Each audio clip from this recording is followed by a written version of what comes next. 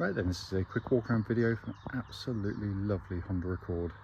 This is a 2 litre ES GT, 2008 registered, on the first of the shape. This car's covered just 41,000 miles from new. It really is a stunning car, finished in cobalt blue metallic, which looks lovely on it.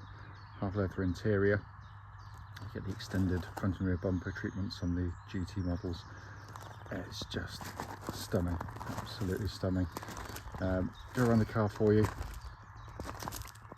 Around the front, paintwork's really nice on the car. Bonnet to the vehicle, really clean. Can't see, you know, there's going to be the odd stone chip, but there's nothing that stands out at all. Near side of the car, passenger side, lovely and smooth in the panels, really crisp. Near side front alloy in very good condition for a car of its age, just the odd minor imperfection. Panel work really is lovely. It's odd, I mean, I can see just the tiniest little pin dent. I mean, I'm talking minuscule, so nothing that sort of alarms in any way. Near side rear alloy again, generally very good. Back of the car, parking sensors fitted, all working. Yeah, very nice indeed. Off side of the car, driver's side, absolutely beautifully smooth. Offside rear alloy, super condition. Obviously the offside generally is better than the near side because it's furthest away from the curb. And the remaining panel work, really lovely. For a car that's out now, only 16 years old, and it looks sensational, but it's in fantastic condition. It's coming to the boot area of the car, huge boot, and you can pull the seats down, little tabs there so they fold down. It's been kept very nicely. It's coming to the back of the car. It's a lovely half leather interior. The interior again has been kept in really lovely condition.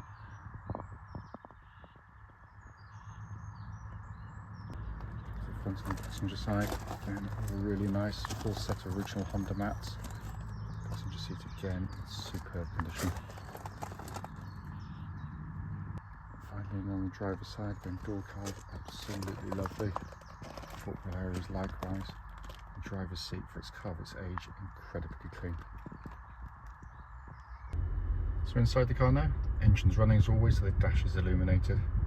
And interior again, in just stunning, amazing condition. It still looks good inside these cars, really does. And come to the main dash pinnacle, hopefully you can see 41,082 miles, and there are no warning lights running at all.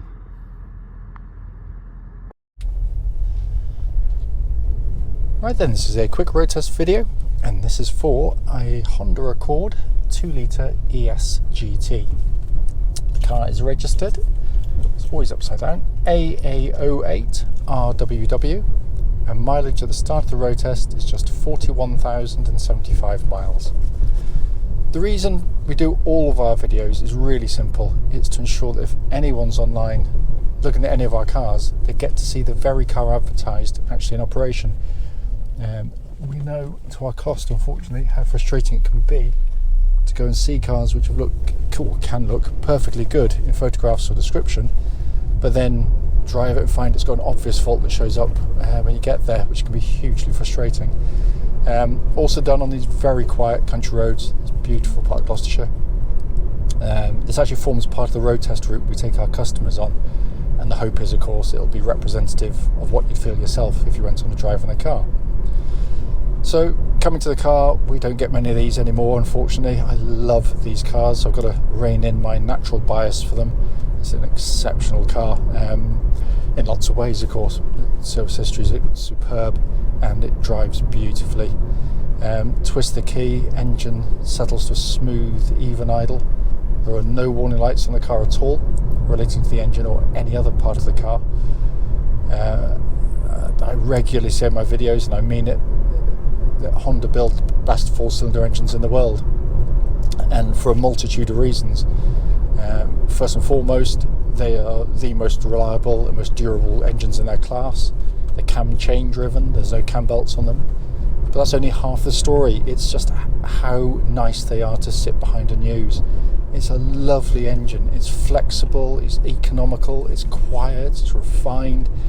But when you do put your foot down, even though it's muted, you get that induction from behind the bulkhead there. It's just got a mechanical sweetness and a sophistication to it, just so sorely lacking in virtually any of its competitors. It's a lovely, lovely engine. No warning lights on the dashboard at all. Temperature gauge running at a third, which is exactly what it's meant to be on a Honda car. Engine then feeds through into the clutch and gearbox. Clutch bites perfectly, exactly the right bite point. Gear change, again, Honda are renowned for the quality of their gear changes, and this has that lovely, precise, meaty quality to it. When you change gear, when it engages, it's got that lovely feeling as the synchromesh works on the gear change, which, when you consider it's a cable operated gearbox, the amount of sort of feel you get from it is amazing, and it literally feels like new to operate, and there's no slack in the gear change at all. It's absolutely beautiful. And then we move on to what I've always maintained with this generation Accord is the best part of the car, the steering and the chassis. Just completely missed by virtually all of the motoring press when it came out, because when you first get into the car, you think it's just a perfectly nice car. It drives really nicely, it's got nice steering, it feels comfortable, and that's it, and if that's all you want, it can give you that. It's a lovely long distance car. But for those that really enjoy their driving, it is a truly exceptional vehicle. The steering, which is nicely weighted, which is accurate and precise, never ever feels nervous at any speed. The feeling you get at these speeds is the same feeling you get at much higher speeds. It's an incredible setup, especially considering it is electric power steering, and again that can mean lots of modern cars completely devoid of any feel. Like I've always called them PlayStation steering, where you turn the wheel, it kind of moves, but you don't really feel connected, whereas this you really do. It also, by the way, tracks dead straight. There's no vibrations at this speed or any speed up to the legal limit. But with the chassis, when you go through corners, it corners very flat. With the steering that is precise, you can pick your way through corners, any type of road, off camber, on camber, bumpy, whatever. It just deals with it. It's totally unflappable. There's a really good road, and one of these days I will take one of these Accords down there between here and the Severn Bridge, the old bridge, which is a lovely kind of snaking, it's almost like a alpine road, the look of it, and it really sorts out a good car from an average car, and the Accord just eats that road up. It's amazing chassis, but as I said, unfortunately the motoring press at the time just always went to the same usual candidates, BMW 3 Series. The only car I've always said of this era, the BMW 3 Series is a great handling car, there's no two ways about it, but it's also much harder riding, much less forgiving than this, and way more troublesome with suspension over the years. But the Mondeo ST24 was a brilliant chassis as well, in some ways more adjustable than the Accord, but not quite as confident, but they just don't hold together anything like as well as these. Worth pointing out that it isn't going over the roads now, there's no nasty clonks or rattles from underneath the car, all feels very solid. Brakes are really good on the car, nice solid brake pedal, no pulsing or vibrations coming back through the brake pedal there at all.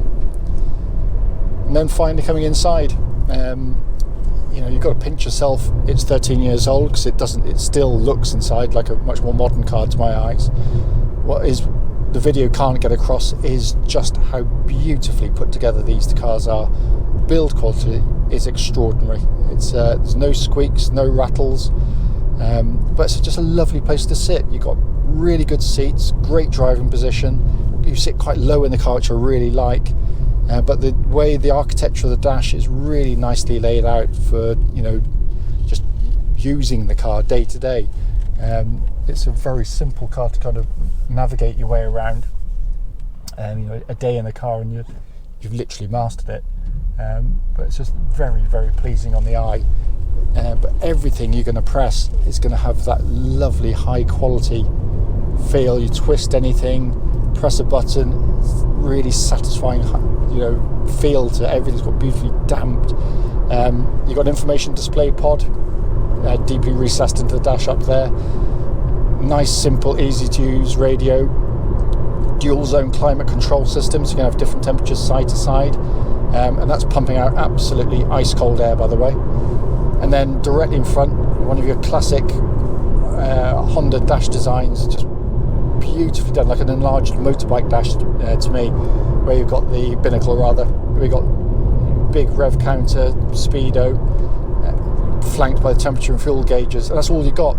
Tiny little information screen, but by comparison to modern cars, which are just horribly overcomplicated with way too much information going on, this is just a really nice place to get into and just concentrate on driving as you should. And you've just got this lovely leather-bound steering wheel. It's been kept in lovely condition in here. These are genuinely extraordinary cars. Unfortunately, most of them have done much higher mileages by now, so they just don't fit with what we do as a company. But very lucky to get this one. It's a really special car in every single way, and I can't fault it driving it.